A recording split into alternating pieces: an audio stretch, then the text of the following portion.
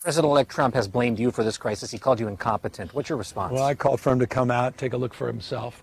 We want to do it in the spirit of an open hand, not a closed fist. He's the president-elect. I respect the office. We have a president of the United States that within 36 hours provided a major disaster declaration over a text. We had support from the president of the United States, Joe Biden, with 100% reimbursement, all the resources you could hope for or imagine, constant communication. I'd like to extend that to the president-elect.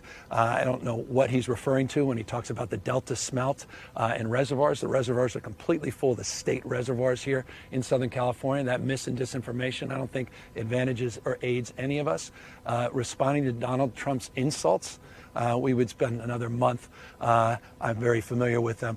Every elected official that he disagrees with, very familiar with them. We do know, though, from reporting here locally that one reservoir that serves the Palisades was not full. And that's exactly what triggered my desire to get the investigation, to understand what was happening with that local reservoir. That was not a state system reservoir, which the president-elect was referring to as it relates to the Delta and somehow connecting the Delta smelt to this fire, which is inexcusable because it's inaccurate, also incomprehensible to anyone that understands water policy in the state. My understanding is that you have put a call into President-elect Trump. Has he called you back? No, that was months ago. That was after his victory. So I look forward to him again coming out here in the spirit of cooperation. Forgive me for interrupting you, but you did invite him to come out here. Have you had any response? No.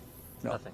Multiple times, Mr. Trump has threatened to withhold aid for California wildfires, both as president and now again as president-elect. Are you worried that he might actually do that? Well, I mean, he's done it to Utah, he's done it to Michigan, did it to Puerto Rico. He did it to California back before I was even governor in 2018, until he found out folks in Orange County voted for him, and then he decided to give the money.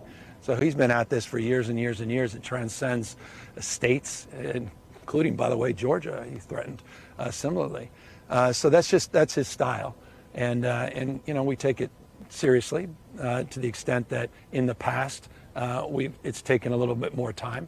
I've been pretty expressive about that in the context of someone threatening our first responders in terms of supporting the immediacy of their needs. That's what you take it as, that President-elect Trump is threatening the first responders here. Well, I mean, it's what he said. He said, I'm not going to support the firefighting efforts. I'm not going to support the state of California as it relates to its emergency management. He made this pretty clear during the election, unless they do my bidding. And again, these are familiar terms, and they're familiar to a lot of other states, not just my state, and they're familiar to not just me as governor, but the previous governor of California, Governor Brown, that was battling with these same things. So you just work through these things, and I'm just blessed. I mean this. I'm blessed. I have 40 million Americans that happen to live in California, that Joe Biden's president of the United States and did what he did immediately. And to the extent that we can work with the same relationship and that same spirit with Donald Trump, I hope we can. Thanks for watching. Stay updated about breaking news and top stories on the NBC News app or follow us on social media.